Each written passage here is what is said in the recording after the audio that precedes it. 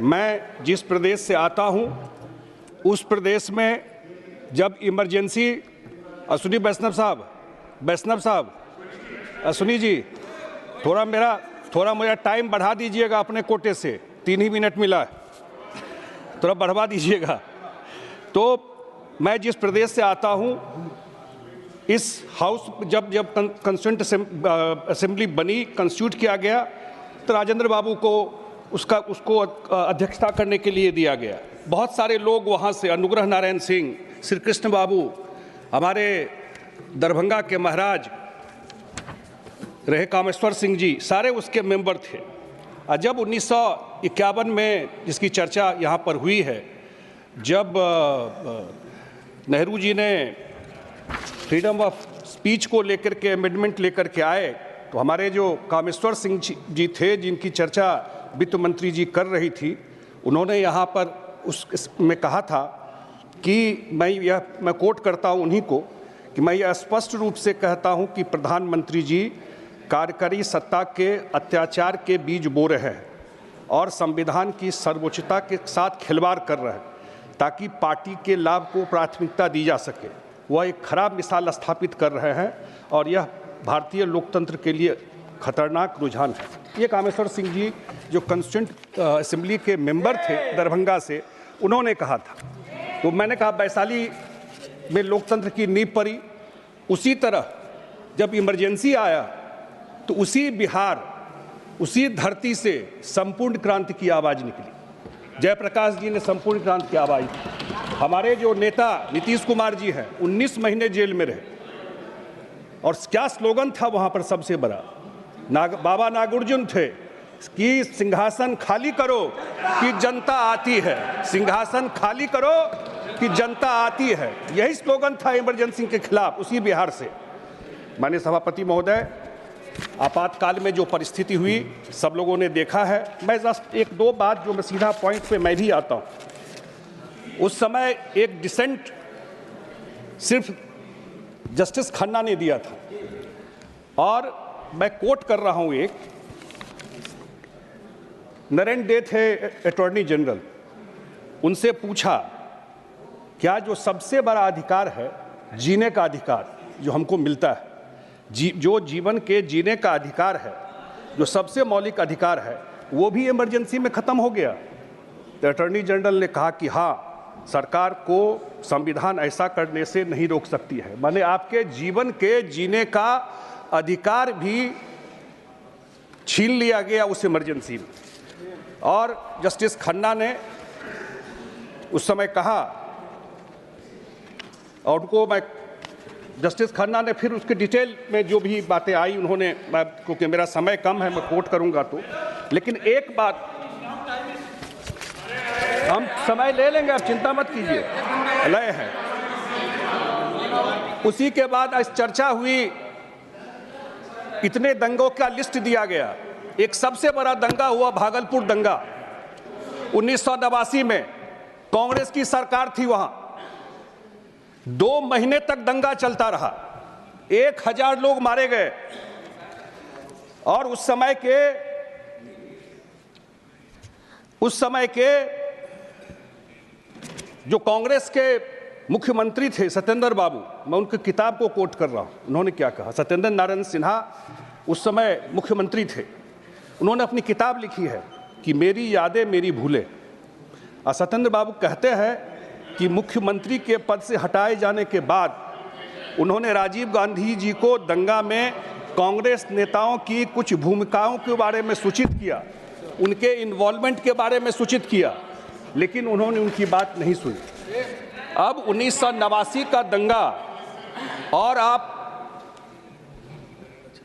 15 साल सरकार रही वहां पर, कांग्रेस उस सरकार में थी, उस दंगा पीड़ितों को न्याय नहीं मिला। और 2005 में जब नीतीश कुमार जी आए, उसके बाद ही कमीशन बना करके पनिशमेंट दिया गया, और 84 राइट पर 15 साल न्याय नहीं मिला किसी जो भी दंगा पीड़ित वहां पर थे। उसके बाद एक और चीज की मैं चर्चा करना चाहता हूं, मैं एक और बात की चर्चा करना चाहता हूं।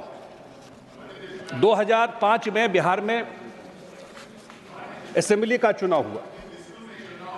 और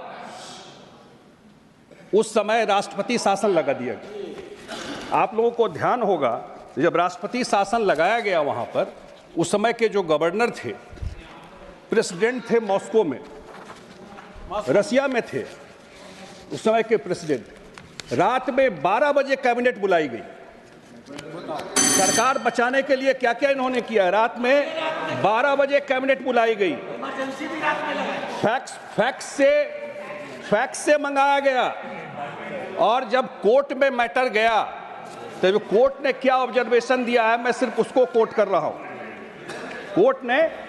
कोर्ट ने जो कहा है उसका ऑब्जर्वेशन मैं बता रहा हूं, जबकि डॉक्टर अम्बेडकर का नाम लेते हैं। अब कोर्ट ने कहा, during the 21 years of the functioning of Constitution, President's rule has been imposed 24 times. The imposition of President rule in Kerala on November 1, 1956, John Bittas, is he around? Was a continuation of President rule in Travancore, Cochin imposed earlier on March 23, 1956. The state of Kerala having been under President rule 5 times, and for the longest period out of 17 states, not taking into account the Pepsu, which later merged into Punjab, and excluding Himachal Pradesh, which has become a state only recently. 11 have been spell of President rule. The kind of political instability in some of the states that we have witnessed, and the kindly conclude.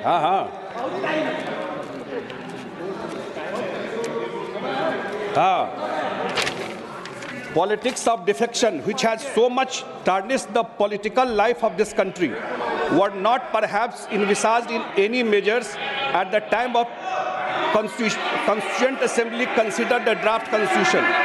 No governor would, it can be safely asserted, want the state to be brought under President rule except in circumstances which leave him with no alternative. What is important to remember is that recourse to Article 356 should be the last resort for a governor to seek. A frequent criticism of the governor in this connection is that he sometimes acts on behest of opinion of government. मैं इसलिए चर्चा कर रहा हूँ कि ये Thank you, sir. Next speaker, Honorable Member Shri Praful Patel. BJP के लोगों से और एक कहावत है हम लोग की तरफ, नया मुल्ला ज्यादा प्याज खाता है। इस संविधान का लेकर के घूम रहे हैं। इसके अलावा मैं एक चीज बताना चाहता हूँ। माइक। ये मैं 2 मिनट में समय लिया हूँ, तो दीजिए ना उनको। ये जातिगत जनगणना का कॉपी लेके घूमते रहते हैं। देश में अकेला राज्य बिहार है जो कास्ट सेंसस किया। मैं था इंडिया के मीटिंग में था जब बॉम्बे में नीतीश कुमार जी ने कहा जातीय जनगणना लाइए, एजेंडा में लाइए। और जो टीएमसी की नेता हैं, जो लगता है इनकी बैतरनी 2029 में पार कराएंगी उनका नाम लेकर के, उन्होंने विरोध किया। कांग्रेस के लोगों चुप रहे, कुछ नहीं कहा उस पर, और आज जातीय जनगणना का कागज लेकर के घूम रहे हैं। मैडम, मैं अंत में एक ही बात कहता हूं, खड़गे साहब बैठे हुए थे, लास्ट एक 1 मिनट, खड़गे साहब बैठे हुए थे। बिहार में पंचायत में दलितों को, पिछड़ों को कोई रिजर्वेशन नहीं था। जब एनडीए की सरकार आई, जेडीयू बीजेपी की, तब जाकर के वहां आरक्षण दिया गया। और अंत में ऑनरेबल मेंबर श्री प्रफुल्ल पटेल, नरेंद्र मोदी जी का धन्यवाद देता हूं कि 75 साल के बाद संविधान हमारी भाषा मैथिली में